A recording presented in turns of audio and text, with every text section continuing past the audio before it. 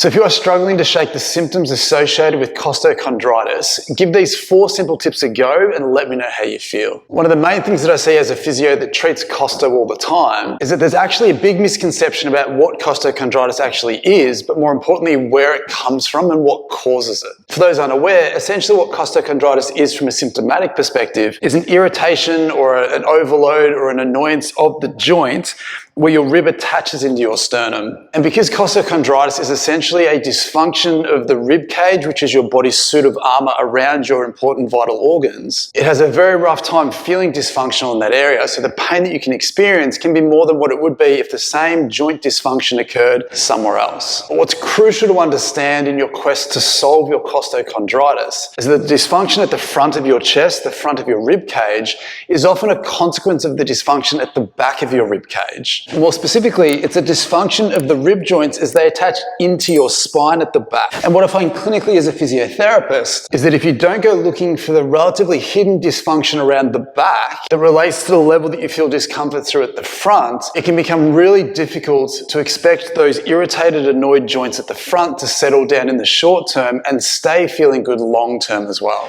So the first thing that you can do straight away to try and resolve some of these symptoms is that if you can get a ball, whether it be a tennis ball or in this case a lacrosse ball, you want an object that you feel is respectful and comfortable enough that you can place around the back of your rib cage to go looking for some of those stiff, tight, dysfunctional areas. As we always do on the channel, a great place to start is by placing the ball somewhere in between your shoulder blades, right in the middle of your upper back, but then just let it come off to the side that you feel your dysfunction on. If it's the left-hand side, put on the left-hand side of your spine. And then if we can get you to lie down on top of the ball, all we're looking for is to find some spots that feel stiff, tight, or restricted, and may even refer some of the symptoms around to the front of your chest. We don't want to be right on the bumps in the middle of the spine. We want to be just off to the side of that, hit the spinal joints.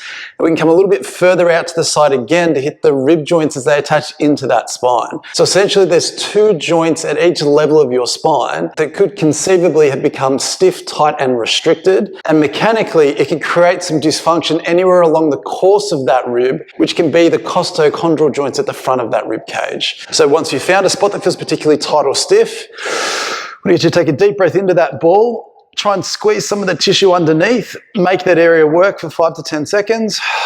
And then when you relax, that tissue may give a little bit, allowing the ball to sink further into the joint than it could before. If that feels too uncomfortable for you, you can just gently let the ball press into that spot for as long as you feel it takes for that tissue to release and relax. We then want you to go hunting above and below that area, systematically looking for any and all spots that you feel are stiff, tight, and restricted. And as I always try and promote on this channel, we also need to check the other side as well, just in case the other side is stiffer, tighter, and more restricted. So just to clarify, we want you to be on the side that feels the most stiff and tight, not the side that feels the most tender and potentially irritated. If they're opposite sides, they're opposite sides. But as long as you're on the right level, you'll be feeding some slack around to that dysfunctional area in a way that your body is most likely needing to feel better short term and long term. And then once you've spent some time hunting around up and down, left to right, looking for the spots that are feeling important to you, then you can immediately assess your costochondritis symptoms to see if there's any immediate change. But if you feel like you've loosened up some relevant spots, at the very least, you should feel lighter and looser than you did beforehand. And then if you can couple this up with the next strategy that I want you to do, you might find that you can have a more tangible and immediate and impactful influence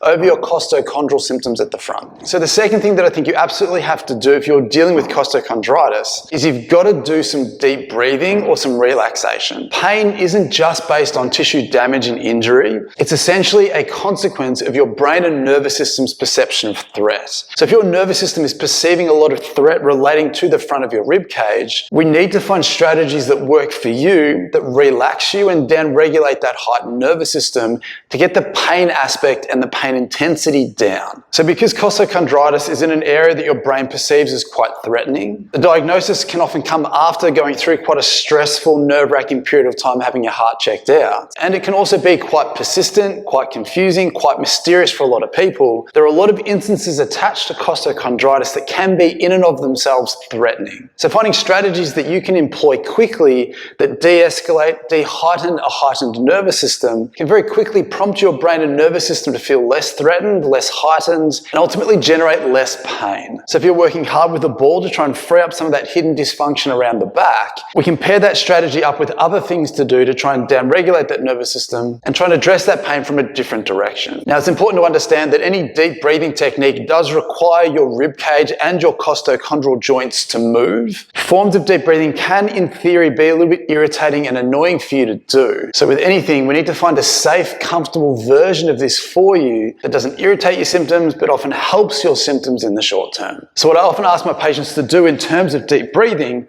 is to get them to find a position that feels comfortable, whether that's sitting or lying down. Take a comfortable breath in, as deep as they feel comfortable, pausing at the top for 1 to 2 seconds, before then sighing on the way out. If I can get you to do 5 to 10 of those comfortably deep breaths, pause at the top,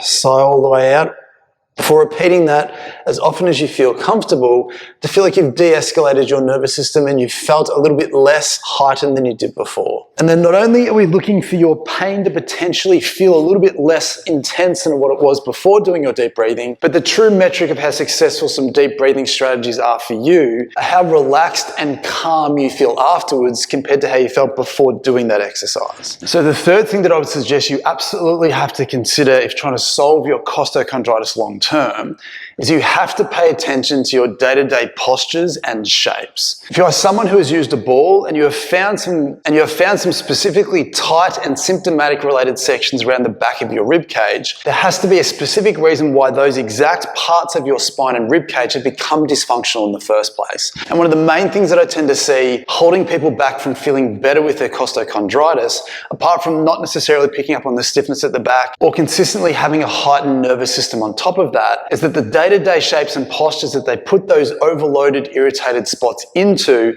stay the same. For example, if you have found that there's a specific part in your upper back, that mid-shoulder blade area, that when you release that restriction, it feels better for you, your symptoms change. You might find that there's a position that you get into each day where you might be rounding your back enough, either leaning forwards or sitting back into a chair or using your arm and hanging your arm out into a certain position that essentially hangs off that part of your spine. And again, it's not something that happens overnight. It's not even something that you may necessarily be paying attention to day to day. It's often something that goes on in the background for long enough over time for your body to react and adapt to that in a way that it's not designed for. It doesn't necessarily matter what the activity is that you're doing. The thing that I've found that matters the most is the position that you're in while you're doing it and how often or for how long you might be doing that for. And again, if you're taking the time to undo those stiff, tight, restricted, dysfunctional areas in the back of your rib cage, they will consistently stay stiff, tight, and irritated if you don't take away the stimulus that's asking them to be that way. And if you're working really hard and seeing a bunch of different health professionals, you found me on the internet, you're trying to do the things that you're being told should be helping you. They could be helping you or they could be trying to help you, but they may not be enough to go against the grain of what you've been asking that tissue to be like for days, weeks, months, potentially years beforehand. So have a really good think about what those shapes and positions might be, and then let me know in the comments down below what it was for you, because there might be an aha moment there that you've had, and if you can put that in the comments for the next person, it may then help prompt them to figure their own puzzle out for themselves. So the fourth thing that I think you absolutely have to consider if you're trying to overcome your costochondritis symptoms is we need to generate a little bit more strength around the back of your shoulders and your rib cage and your upper back to support the change in function, the change in postures that we're trying to get you to adopt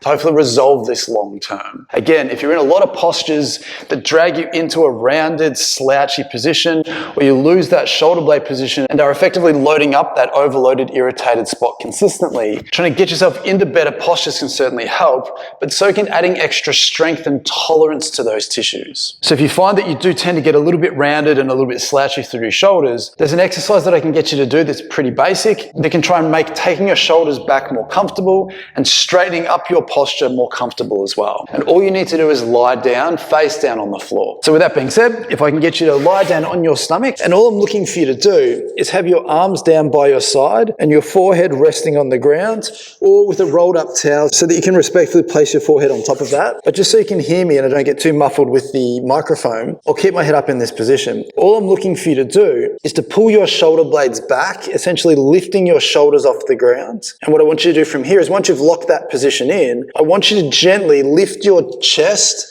up off the ground. And we want to hold this position for 5 to 10 seconds, and then we want to come back down again, allowing your shoulders to relax again in the process. So what this is trying to do, as you're pulling your shoulders back and extending upwards, we're trying to engage your shoulder blade muscles and also the muscles that extend your spine through your thoracic area. And what's really important to understand about this exercise is because you are required to lie down on your stomach, it may put some pressure on the front of your rib cage and potentially irritate those tissues. So make sure that you're doing this on a surface that feels comfortable. Do it at a level that feels comfortable, making sure that you aren't feeding into that threatened, irritated sensation at the front of your chest. So I genuinely hope those 4 tips can hopefully help fill some gaps that you needed to fill to help resolve your costochondritis symptoms. If you feel like you need more specific help that you just haven't received so far, please consider booking an online consultation with me. I'll leave a link in the description below. Alternatively, I also have a costochondritis course that you might be able to go through. I'm currently running a promotion where if you use the code 15OFF, you'll get a 15% discount on the cost of that course. And the course itself is essentially based on the things that I find helpful and useful in clinic with my patients to help treat their costochondritis. And I hope that would also be beneficial for you as well. But once again, I genuinely hope those tips were helpful. Feel free to click on the next video that pops up, and I'll see you there.